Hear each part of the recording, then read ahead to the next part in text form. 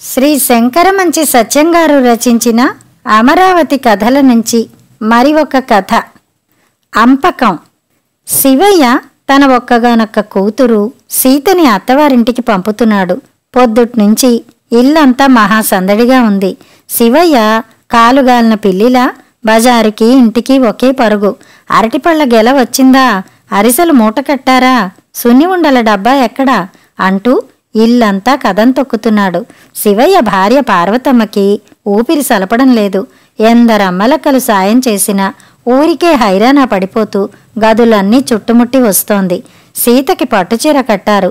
పాదాల నిండా పసుపు రాసి పారాణి పెట్టి నుదుట పెద్ద బొట్టు పెట్టి బుగ్గన చాదుచుక్క అద్దారు. తోటి ఈడువాళ్లు ఆటలు పట్టిస్తుంటే గదిలో పీటమించి లేచి యువతలకి రాలేదు. అంతా వెళ్ళిపోయినా తల వంచుకు పీట మీదే కూర్చుంది. పాదాలకున్న పసుపు పట్టుచీర పూసుకుంటుంటే ఆలోచించుకుంటోంది. నేను వెళ్ళిపోతున్నాను, అమ్మని నాన్నని విడిచి వెళ్ళిపోతున్నానా? శివయ్య దొడ్లో వేప చెట్టు కానుకుని బెంబేలైపోతున్నాడు. తన తల్లి వెళ్ళిపోతోంది, తన ఇంటి దీపం వెళ్ళిపోతోంది. తన చిట్టి తల్లి తనను రోజు పలకరించకపోతే తనకెట్లా గడుస్తుంది? 16 ఏళ్ల క్రితం పురిటింట్లో చంటిపాప కెవ్వుమంటే మహాలక్ష్మి పుట్టిందన్నారు. ఆ క్షణం నుంచి శివయ్యకి పాపకి ప్రాణం లంకే. పార్వతమ్మ పాలిచ్చి ఉయ్యాల్లో పడుకోబెట్టడమే తప్ప సీత ఎప్పుడూ తండ్రి చేతుల్లోనే ఉండేది. తండ్రి చేతుల మీదే పెరిగింది. 4 ఏళ్లు వచ్చాక బళ్ళో వేస్తుంటే ఊరంతటినీ పిలిచాడు శివయ్య. పిల్లలందరికీ పలక బలపాలు మిఠాయి పంచిపెట్టించాడు. బడి నుంచి రావడం ఓ నిమిషం ఆలస్యమైతే పరుగు పరుగున ఎదురు వెళ్ళి భుజం మీద ఎక్కించుకుని తీసుకొచ్చేవాడు. వస్తూ వస్తూ సీత బళ్ళో కబుర్లన్నీ చెబుతుంటే శివయ్య ఆనందంగా ఊకొట్టేవాడు. భోజనం ఎప్పుడూ ఇద్దరూ కలిసి చేయవలసిందే. కూతురికి ఏ కూర నచ్చిందో కనుక్కుని తను ఆ కూరే కలుపుకునేవాడు. అన్నాలయ్యాక సన్నజాజి పందిరి కింద శివయ్య పడుకుంటే సీత వెళ్ళి తండ్రి పక్కలో దూరేది. తండ్రి ఒళ్ళో ముడుచుకు పడుకునేది. తండ్రిని కథలు చెప్పమని వేధించేది. శివయ్య తనకి తోచిన కథ చెప్తుంటే అంతలోనే నిద్రపోయేది. 2 చేతులా తన్ని కావలించుకుని నిశ్చింతగా నిద్రపోయే కూతుర్ని చూస్తూ పైనుంచి రాలుతున్న సన్నజాజి పూలను చూస్తూ కళ్ళ నీళ్ళైపోయేవాడు శివయ్య. మరి రేపటినుంచి తనెవరికి కథ చెప్తాడు? సన్నజాజి పూలు ఎవరి మీద రాలుతాయి? తెల్లవారి నిద్రలేస్తూనే అమ్మా అని కూతుర్ని పిలిచేవాడు. తన తల్లి ముఖం చూసుకుని ఆ పైన లోకం ముఖం చూసేవాడు. స్నానం చేసి దేవుడికి పూజ చేసుకుని కూతురికి ముందు హారతి కళ్ళకద్ది ఆ పైన తను అద్దుకునేవాడు. తనిప్పుడు పొద్దున్నే లేవగానే ఎవరిని పిలవాలి? తన పూజకి పూలు కర్పూరం ఎవరందిస్తారు? సీత పెద్దదయ్యి సంబంధం కుదిరి పెళ్లి ముహూర్తం నిశ్చయం అయినప్పుడు, తన బతుకులో జరిగే ఒక శుభకార్యం ఘనంగా జరుగుతున్నప్పుడు అల్లుడికి కాళ్ళు కడిగి కన్యాదానం చేస్తుంటే తన బతుకంతా ధారపోస్తున్నట్టు అనిపించింది శివయ్యకి. వరండాలో ఎవరో అరుస్తున్నారు. బళ్ళు వచ్చాయి, ఇంకా ఆలస్యం ఏమిటని. శివయ్య లేచి ఇంట్లోకి వచ్చాడు. బళ్ళల్లో సామాన్లు సర్దుతున్నారు. తన ఇంటినెవరో దోచుకుపోతున్నట్లుంది శివయ్యకు. ఒక్కొక్కరే బళ్ళు ఎక్కుతున్నారు. శివయ్య ఏర్పాట్లు ఏవీ చూడ్డం లేదు. గదులన్నీ పిచ్చిగా తిరుగుతున్నాడు. ఒక మూలగా పార్వతమ్మ కళ్ళొత్తుకుంటోంది.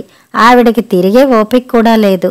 ప్రయాణమైన సీత అందరికంటే ఆఖర్న వచ్చింది.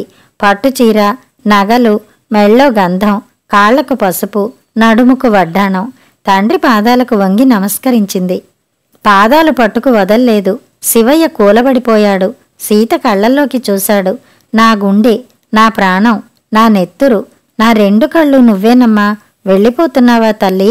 నోట మాట రావడం లేదు. కన్నీటి పొరల్లో సీత కనిపించడం లేదు. ఏమిటట్లా ఇదైపోతావు? లోకంలో నువ్వే కూతుర్ని కన్నావా? ఇది సహజం, లేలే అంటూ ఎవరో లేవదీశారు. ఇద్దరూ విడిపోయారు. శివయ్య కళ్ళు తుడుచుకుని లేని దర్పం తెచ్చుకుని ఉత్తరీయం భుజాల కిరుపక్కలా వేసుకుని బళ్ళ వెనక నడవసాగాడు. మధ్యలో జ్వాలమ్మ గుడి దగ్గర ఆపించి కూతుర్ని తీసుకెళ్లి తల్లికి మొక్కించి, తల్లి, నాకు కూతుర్నిచ్చి ఇలా అన్యాయం చేస్తావా అన్నాడు. ఊరు దాటింది. ఆగిపోమన్నా వినకుండా శివయ్య బళ్ళ వెనకాలే వస్తున్నాడు. ఒకచోట బండి ఆపించి అల్లుణ్ణి దింపి పక్కకు తీసుకెళ్లి 2 చేతులు పట్టుకుని అన్నాడు, అయ్యా, నా తల్లిని పువ్వుల్లో పెట్టి పెంచాను. నా గుండెలో పెట్టుకుని సాక్కున్నాను. పిల్లది, తెలియక ఎప్పుడన్నా తప్పు చేస్తుంది. అప్పుడు నీకు కోపం వస్తుంది. తప్పులేదు, తిట్టాలనిపిస్తుంది. సహజమే. ఒక్కోసారి కొట్టాలనిపిస్తుంది. పర్వాలేదు. అలాటప్పుడు బాబాబు నాకు ఒక కార్డు ముక్క రాయి, కాకితో కబురంపు, వాలిపోతాను.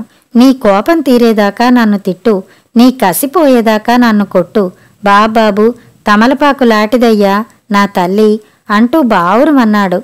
ఆ మాటలకి అల్లుడికి కళ్ళనీళ్లు తిరిగి ఏమీ చెప్పలేకపోయాడు.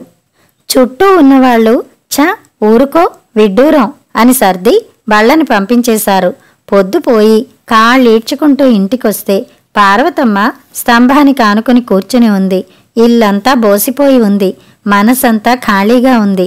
ఎవరూ మాట్లాడుకోలేదు. అన్నం వడ్డిస్తే ముట్టలేదు శివయ్య. పార్వతమ్మ అంది, మా అయ్య నన్ను ఈ ఇంటికి పంపించినప్పుడు ఈ బాధ పడలేదా?